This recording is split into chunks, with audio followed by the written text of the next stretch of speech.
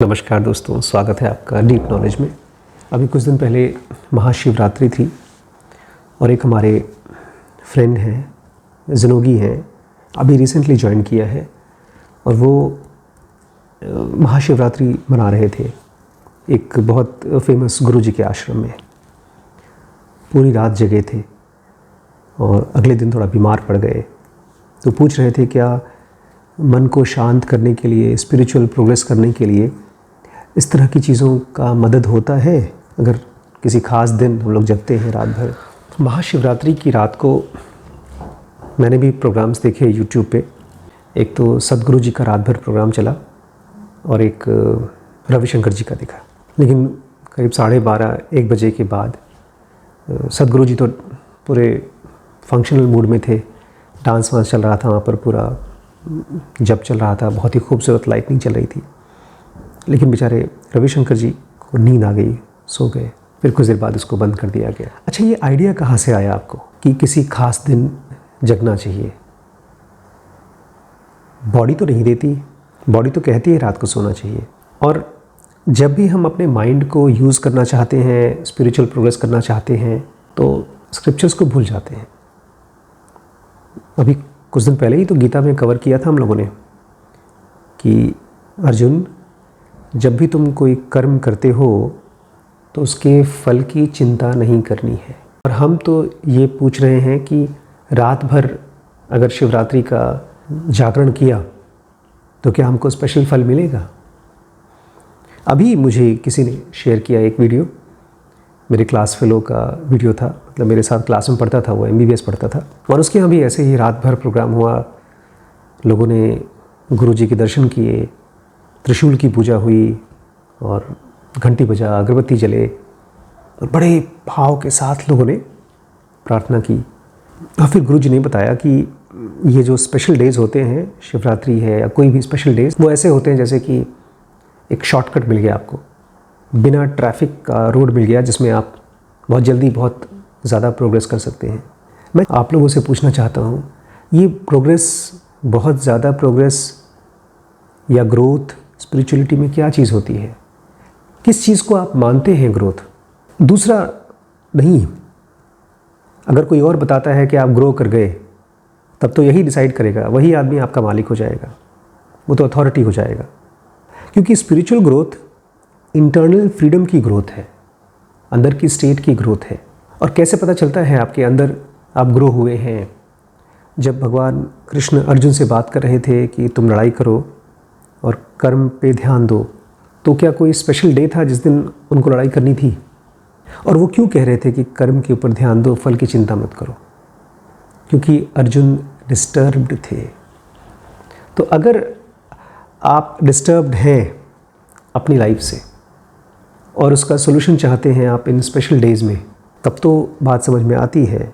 लेकिन मुझे अभी भी पता नहीं है कि स्पेशल डेज़ का महत्व क्या है। अगर आप उसको महसूस नहीं कर सकते, और महसूसियत किसी खास जगह जाकर के, किसी मंदिर में या किसी आश्रम में जाकर के अगर आप करते हैं, तो भी आपको अपने आप से पूछना होगा कि मुझे कैसे पता कि मैं स्पिरिचुअली ग्रो कर रहा हूँ। खैर, मैं अपने बारे में कहता हूँ कि मुझे कैसे पता कि मैं स्पिरिचुअली ग्रो हो रहा हूँ या नहीं हो रहा हूँ। अभी कल हमने पढ़ा ज़ेनोगा एडवांस में कि हमारे माइंड के अलग अलग मॉडिफिकेशंस होते हैं, अलग अलग स्टेट्स होते हैं। कभी बहुत भटकता है, कभी कंफ्यूज होता है, कभी कॉन्सेंट्रेटेड होता है, कभी सोता है और कभी रोता है, कभी दुखी होता है। अब इन सभी अलग अलग स्टेट्स ऑफ माइंड से हमको या तो खुशी मिलती है, अगर हमारा माइंड फोकस्ड हो जाता है तो खुश होते हैं हम, हमारा काम अच्छे से होता है, या तो हम परेशान होते हैं, कंफ्यूज्ड होते हैं, हमसे गलतियाँ होती हैं। तो एक सच्ची ग्रोथ कोई और नहीं कराता, कभी नहीं कराता, वो खुद से होती है, अपने अंदर होती है। और हमारे अंदर में भी कोई देवी देवता प्रकट होकर के आपसे बात नहीं करता। क्योंकि मुझे याद है, मैं कई साल पहले जब किसी गुरु के आश्रम में जाकर ध्यान सीखने की कोशिश कर रहा था, तो उन्होंने एक बड़ी सी फ़ोटो लगा दी थी गुरु जी की, और उसमें गुरु जी बैठे थे, उनकी वाइफ बैठी थी, जिनसे हम पूरे 3 साल तक मैं उस आश्रम के साथ जुड़ा रहा, कभी मुलाकात नहीं हुई। ना वो फिज़िकली कभी मिलने आए, ना कभी उनसे चर्चा हुई। बस एक चीज़ हुई कि उनके जो शिष्य आते थे और उनके शिष्यों के शिष्य आते थे, वो हमको बताते थे आप आँख बंद कर लीजिए और गुरुजी आपके अंदर दिखाई देंगे। और हमारा माइंड बड़ा इमेजिनेटिव है, उसको जो चीज़ आप कह दें, जो चीज़ वो चाहता है वो इमेजिन कर लेता है। आप किसी फिल्म स्टार को इमेजिन कर लें तो वो आपको दिल के अंदर दिखाई देना शुरू हो जाएगा। तो वही सब चलता था वहाँ पे, भजन कीर्तन चलते थे और गुरुजी हमको दिल के अंदर दिखाई देते थे। किसी को विष्णु दिखाई देता था, किसी को जीसस दिखाई देता था। अलग अलग लोगों के अलग अलग अपने आइडियल्स थे और वो दिखते थे। मुझे भी दिखता था उस समय, लेकिन मेरी स्टेट ऑफ माइंड ज़रा सा भी इम्प्रूव नहीं हुई थी। लगता था इम्प्रूव हो रही है। एक बार मैं 3 दिन के प्रोग्राम के लिए था, एक बार मैं करीब 7 दिन के लिए था वहाँ पे, और एक बार तो 42 दिन के प्रोग्राम के लिए था। और पूरे 42 दिन तक मैं अपने आप को ऋषि मुनि मानता था। प्रोग्राम ख़त्म होने के बाद उन्होंने एक सर्टिफिकेट भी दिया कि अब तुम एनलाइटन हो चुके हो। और एनलाइटन होने के बाद जब मैं घर पे आया था, तब मेरी घर पे बहुत लड़ाई झगड़े और पता नहीं क्या क्या चल रहा था। कई सालों पहले की बात है, ऑलमोस्ट 20-25 साल पहले की बात है। तो सवाल ये उठता है कि कैसे पता कि आप मैच्योर हो रहे हैं, स्पिरिचुअली एनलाइटेंड हो रहे हैं। एनलाइटनमेंट कोई फीलिंग नहीं है। खुश होना, दुखी होना, अंदर से बहुत ज़्यादा इमोशनल होना। जैसे कि बहुत से आश्रमों में जाने से मुझे खुद ऐसा लग रहा था कि मैं बहुत, मेरे अंदर में प्यार उमड़ रहा है। लोगों को ज़बरदस्ती हक करने की कोशिश करता था, एक बहुत ही फ्रेंडली तरीके से, और लोगों को अपने पॉजिटिव थॉट्स देने की कोशिश करता था। लेकिन ये एनलाइटनमेंट नहीं है। क्या है एनलाइटनमेंट? देखिए, हमारे पास जैसे बॉडी है, ऐसे ही हमारे पास ब्रेन है, और ब्रेन में माइंड है, और माइंड में थॉट्स हैं। जिस इंसान के थॉट्स उसके कंप्लीट रेगुलेशन में, कंट्रोल में होते हैं, उसको आप मान सकते हैं कि वो प्रोग्रेस कर पा रहा है। क्या मतलब है थॉट्स का कंट्रोल में होना? अब देखिए, हमारी प्रॉब्लम क्या है। हमारे थॉट्स भटकते रहते हैं, वॉन्डर होते रहते हैं, कभी यहाँ जाता है, कभी वहाँ जाता है। तो अगर आप उसको कंट्रोल करने की कोशिश करेंगे, तब तो जितनी देर तक आप कंट्रोल करेंगे तब तक शायद आपका थॉट आपके कंट्रोल में रहे। जैसे आश्रमों में कराते हैं, मंत्र जप कराते हैं, या गुरुजी की फ़ोटो देख करके आपको वहाँ ध्यान करना पड़ता है। लेकिन जब तक आप कंट्रोल करेंगे तब तक वो कंट्रोल में रहेगा। लेकिन जैसे ही आपने वो कंट्रोल छोड़ा या किसी वजह से छूटा, आप तुरंत वापस, जैसे रबड़ वापस अपनी स्टेट में आ जाते हैं, ऐसे आपका माइंड वापस उसी स्टेट में आ जाएगा। इसके लिए कुछ और चीज़ चाहिए। ये मुझे तब समझ में आया था जब मैं हार चुका था। मैंने बहुत बार जिक्र किया है, जब मेरी लाइफ में सारे दरवाजे ख़त्म हो गए, सारी परेशानियाँ, मैंने लोगों से उम्मीद करना छोड़ दिया था, तब ये इनसाइट मुझे मिली थी कि जैसे बॉडी परेशान होती है, दर्द में होती है, तो उसको दर्द से ठीक होना होता है, बीमारी से ठीक होना होता है। ऐसे ही थॉट्स जब बिखरते हैं, वॉन्डर करते हैं, भटकते हैं, तो उन थॉट्स को एक तरह का ऑर्डर चाहिए होता है। जैसे आप अपने घर में नई चीज़ों को व्यवस्थित रखते हैं, ऐसे ही थॉट्स को भी व्यवस्थितपन चाहिए होता है, एक ऑर्डर चाहिए होता है। अब मैं चाहता हूँ इस प्रोसेस को थोड़ा समझिए कि आपका थॉट है, आप चाहते हैं कि वो आपके रेगुलेशन में, आपके कंट्रोल में, आपके हिसाब से चले। तो इसके लिए मैं चाहता हूँ एक छोटा सा इमेजिनेशन करिए, एक छोटी सी कल्पना करिए, एक्सपेरिमेंट के तरीके से समझने के लिए। अब मान लीजिए कोई मशीन है, आप उस मशीन को देखना चाहते हैं कैसे काम करता है। कोई गाड़ी का इंजन है, तो आप देखना चाहते हैं वो किस तरह से काम करता है। अगर आप उस इंजन को बंद कर देते हैं, तब तो पता ही नहीं चलेगा कि चलता कैसे है। इसलिए आप उस इंजन को क्या करते हैं, अपने हाथ से धीरे धीरे चलाते हैं, देखने के लिए कि एक पार्ट का दूसरे पार्ट के साथ क्या रिलेशनशिप है, क्या मैकेनिज़्म है, वो कैसे लॉक्ड है। लेकिन अगर आपने उसको बंद कर दिया, तब तो वो एक तरह से डेड हो गया, समझ में आएगा ही नहीं। यही सबसे बड़ी गलती होती है जब हम किसी जगह जाकर के किसी गुरुजी के आर्टिफिशियल कंडीशन में, मैं आर्टिफिशियल कंडीशन उसको कहता हूँ जहाँ पर आप बैकग्राउंड में एक म्यूज़िक चल रहा है और एक भजन चल रहा है और एक गुरुजी बैठे हैं और आप उनके बारे में अपने मन में कल्पनाएं कर रहे हैं कि वो आपको उद्धार कर देंगे और आप इमोशनली उनके साथ अपने आप को कनेक्टेड महसूस कर रहे हैं। वो सब आर्टिफिशियल है। रियल वो है जब आपका परिवार आपके साथ बैठा होता है, आपका बेटा, आपकी वाइफ, और आप किसी बात पर बहस चल रही होती है। उस समय आपका माइंड बहुत तेज़ काम कर रहा होता है। और अगर आपका माइंड उस मोमेंट पर और उस तरह के सभी मोमेंट्स पे आपके रेगुलेशन में है, तब आप प्रोग्रेस कर रहे हैं। तो इसलिए ख़ास तौर से आपको अपने आप को बचा के रखना होगा इस तरह के आर्टिफिशियल टेक्निक से, आर्टिफिशियल लोगों से। लेकिन अपने आप को स्पिरिचुअल प्रैक्टिसेस में डालना होगा। स्पिरिचुअल प्रैक्टिस क्या है? अपने माइंड को, अपने थॉट्स को देखना, और वो भी थोड़ा सा स्लो करके। ये कैसे करते हैं, इसकी डिटेल्ड साइंस है। इस योगा में हम लोग बहुत डिटेल में पढ़ते हैं कि कैसे थॉट्स स्लो होते हैं। लेकिन जब थॉट्स स्लो होते हैं तब आप उनका मूवमेंट समझते हैं। इसको कृष्णा जी कहा करते थे, do you know your self. अभी क्या होता है, आपके मन में एक थॉट चलता है, बहुत तेज़ी से चलता है, और वो फिर आपके मुंह से निकलता है, बाहर वो एक्शन हो जाता है, और बाद में हम पछताते हैं कि हाय राम, ये तो मैं करना नहीं चाहता था।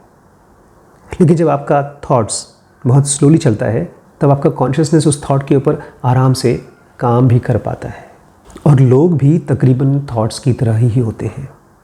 कुछ लोग होते हैं जो बहुत वेग में होते हैं, बहुत स्पीड में होते हैं, और कुछ लोग होते हैं जो शांत होते हैं, गंभीर होते हैं, और एक आदमी जो सुपरफिशियल है, बहुत फास्ट है और बहुत ही अग्रेसिव है, उसके ऊपर स्लो कॉन्शियसनेस, डीप कॉन्शियसनेस ज़्यादा काम कर पाती है, ज़्यादा असर कर पाती है। अभी आज ही एक पिताजी, मतलब एक बच्चे के पिता मुझसे बात कर रहे थे कि मैं अपने बच्चे को समझाना चाहता हूँ कि तुम वीडियो गेम कम खेलो।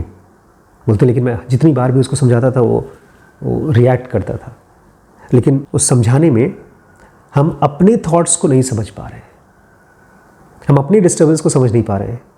आपका बच्चा, आपकी वाइफ, आपका एम्प्लॉई या आप खुद अगर डिस्टर्ब्ड हैं तो आप अपनी डिस्टर्बेंस शेयर कर रहे हैं उसके साथ, अपनी क्लैरिटी नहीं। जब भी हम अपने बेटे से कहते हैं कि तुम्हें वीडियो गेम नहीं खेलना है, या आधे घंटे बाद वीडियो गेम छोड़ देना है, या सुबह जल्दी उठना है, तुम्हें बुक पढ़ना है, या कोई भी बात हम कहते हैं, तो उस समय आप देख रहे हैं आप क्या दे रहे हैं? आप अपनी मन अंदर की एक डर दे रहे हैं। जब आप उससे कहते हैं तुम्हें आधे घंटे बाद वीडियो गेम नहीं खेलना है, और एक स्ट्रिक्ट टोन पे कहते हैं, तो उस बच्चे को मालूम पड़ जाता है कि ये परेशान है। उस बच्चे को तो लगता है कि मैं ठीक हूँ, मुझे कोई परेशानी नहीं है, मैं तो आधे घंटे का 1 घंटे भी खेल लूँगा, उसके बाद में मैं आराम से पढ़ लूँगा। हालांकि उसको पता नहीं है, लेकिन उसको ये ज़रूर पता चल जाता है कि आप परेशान हैं, क्योंकि आपके ब्रेन में से उस तक परेशानी पहुँच रही है। इसलिए बात करिए उस बच्चे से, लेकिन उस बच्चे से बात करने से पहले अपने आप से बात करिए कि आपके मन में आपके थॉट्स कितनी वेग में चल रहे हैं, कितनी स्पीड में चल रहे हैं, कितना डेस्परेट हैं आप अपने अंदर में। और जब आप अपने डेस्परेटनेस को देखते जाएं, देखते जाएं, देखते जाएं, धीरे धीरे वो डेस्परेटनेस हल्की हो जाती है, शांत हो जाती है। और जब आप शांत होकर के अपने बच्चे से या अपने आसपास के लोगों से अपनी बातें शेयर करते हैं, तो आप क्या ट्रांसफ़र करते हैं? पीस ट्रांसफ़र करते हैं, शांति ट्रांसफ़र करते हैं। और ये कोई आर्टिफिशियल शांति नहीं होती, क्योंकि बहुत बार ऐसा भी होता है, मैंने बहुत से लोगों से बोला है कि जब तुम अपने बच्चे से बात करो या अपनी वाइफ से बात करो तो शांति से बात करो। तो अपने आप को कुछ देर के लिए शांत कर लेते हैं, उसको समझा देते हैं, बाद में फिर उनको जो गुस्सा आता है उसी बात पे बाद में फिर से गुस्सा आता है, तो सारी शांति धरी की धरी रह जाती है। जो कुछ भी काम किया था वो सब ख़त्म हो जाता है। ये पीस एक स्टेट होना है, एक ग्राउंड होना है जिसमें आप 24 घंटे रहते हैं। ये पीस ऐसा नहीं है कि आपने जब मन चाहा तब गुस्सा दिखा लिया, जब मन चाहा तब शांति का या पीस का एक नाटक दिखा लिया। ये पीस आती कैसे है, ये थॉट्स का रेगुलेशन आता कैसे है? जब आप थॉट्स को स्लो कर पाते हैं और उनको समझना चाहते हैं। आमतौर पे तो हम समझना नहीं चाहते, आमतौर पे तो हमको लगता है जो हमारा थॉट चल रहा है वो सही है और उसके ऊपर हमको कुछ ना कुछ करना चाहिए, चाहे वो कितना भी ख़तरनाक थॉट्स हो। अभी एक भाई साहब कह रहे थे, पुतिन अगर यूक्रेन के ऊपर अटैक ना करे तो करे क्या, अपने आप को बचाने के लिए करे क्या? कौन मारने जा रहा है पुतिन को?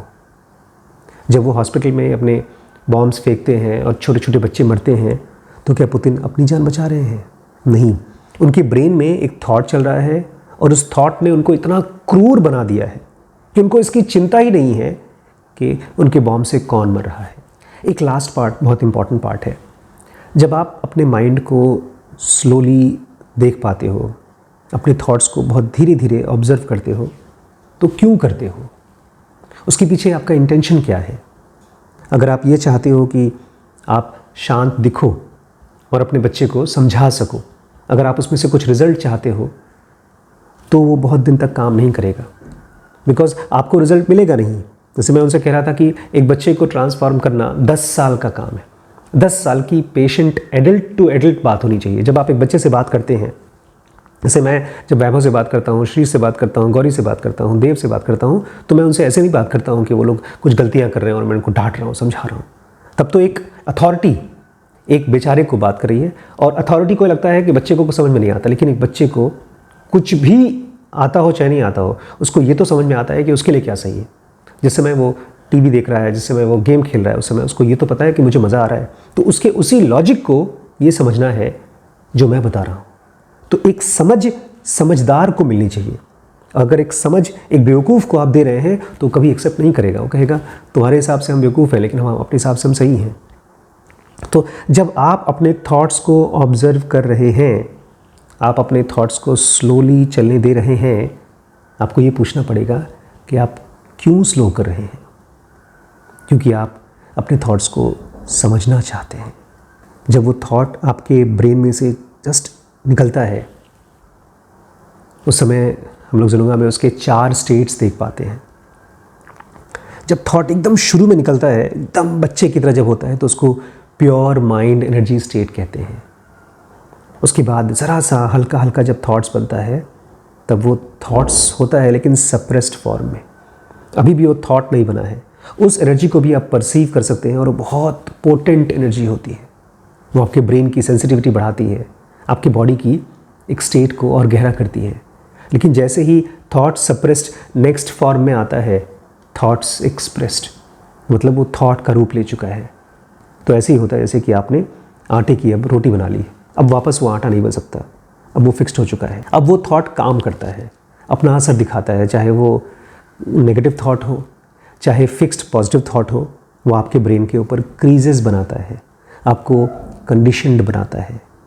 और फिर अगर आपने इस थॉट के ऊपर भी ध्यान नहीं दिया, अपनी कंडीशनिंग को नहीं पहचाना, तो ये थॉट बाहर निकलता है और एक्शंस के रूप में और इमोशंस के रूप में लोगों को दिखाई देता है। और जो भी एक्शंस हम करते हैं, उसका एक रिस्पॉन्स मिलता है, क्योंकि ये सारी की सारी दुनिया, ब्रह्मांड एक बड़ा सा सर्कल है। हम जो कुछ भी देते हैं वही वापस हमारे पास आता है। बड़ा चक्कर है, ये ऑटोमेटिकली थॉट्स बाहर निकल रहे हैं। लेकिन जिस दिन आपको अपने थॉट्स की शुरुआत दिखाई देना शुरू हो जाएगी, उसी दिन ऐसा हो जाएगा जैसे कि आपको एक खजाना मिल गया, और गहरे जाने का खजाना। इसी को हम ज़रूर एडवांस में पढ़ते हैं कि कॉन्शियसनेस कुछ और होती है। कॉन्शियसनेस की एनर्जी हमको ले जाती है डिवाइन फ्रैगमेंट के पास, रियलिटी के पास। अवेयरनेस हमको जोड़ती है इस फिज़िकल वर्ल्ड के साथ, और इस यात्रा में कोई और आपको हेल्प कर ही नहीं सकता। ये ठीक ऐसा जर्नी है जैसे एक छोटे बच्चे की चलने की जर्नी, एक छोटे बच्चे का खाना खाने की जर्नी। हर बच्चे को अपने हाथ से खाना सीखना पड़ता है। ऐसे एक छोटे बच्चे को जब बटन बंद करना होता है तो उसको स्ट्रगल होता है, जूते के फीते बांधने का स्ट्रगल होता है। ठीक ऐसे ही अपने थॉट्स को अपने कंप्लीट कंट्रोल में, ऑर्डर में लाना और उसके मालिक बनना, ये इंडिविजुअल काम है, अकेले का काम है। आप सुनिए सबको, लेकिन इसको आप कर पाएंगे, सीख पाएंगे अकेले। इसलिए मेरी आपसे ये रिक्वेस्ट है कि कूपन का काम मत करिए। डिस्काउंट कूपन स्पिरिचुअल रास्ते पे नहीं चलता है।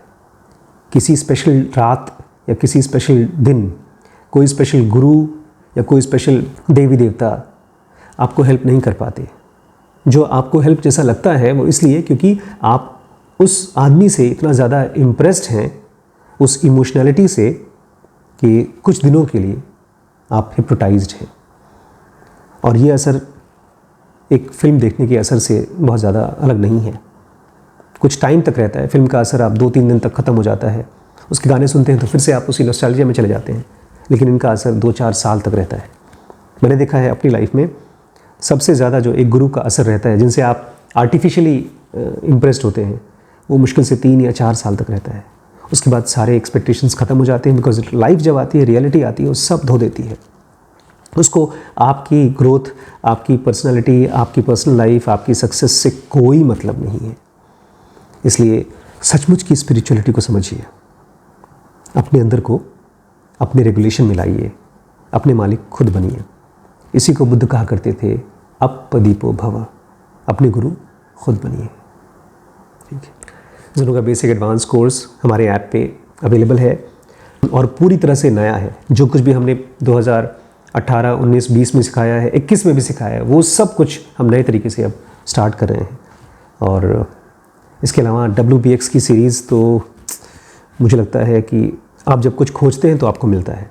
मैंने पूरी सीरीज़ ऑलमोस्ट 300-400 वीडियोज़ की सीरीज़ बनाई थी शुरू में WBX की, लेकिन अब पूरी तरह से नई सीरीज़ है और इसमें मैं आपको पर्सनली गाइड करता हूँ। जहाँ पर भी आप अटकते हैं, फंसते हैं, डीप स्पेस नॉलेज में जाकर के आप ऐप को डाउनलोड कर लीजिए और व्हाट्सएप के ज़रिए इस कोर्सेज़ को ज्वाइन कर लीजिए। ठीक है, ज़ेनो के लिए बनाने में आपका सपोर्ट चाहिए, याद है ना? ठीक है।